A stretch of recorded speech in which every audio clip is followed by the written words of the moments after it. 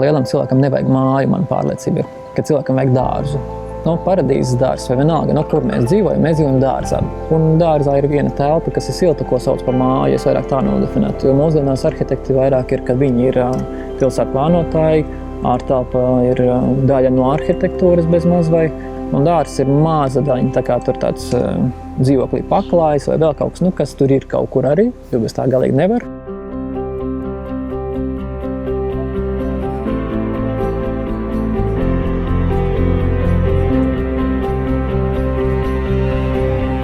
Un to dārzu sastrukturizēt tāpatās kā mājai, pārvies pirmo stāvu pāri, un tur ir toalete, vannistaba, virtuve, viestaba, un tur mēs guļam, tur stāvam, tur sēžam, un dārzam tāpat izēj cauri visas tos kvadrātmetrus, kas tev ir, sadalījumus telpās, ko varētu darīt, un tur tās funkcijas ir ārkārtīgi daudz, īstenībā daudz vairāk nekā iekšā, ko mēs varam darīt.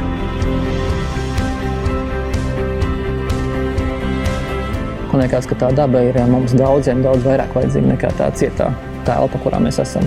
Tās sienas, jumts, krēsli, galdi un tā tālāk. Ka, ja mums ir laba telpa, ko veido daba, veidojas labāki cilvēki, man tā liekas. Ja.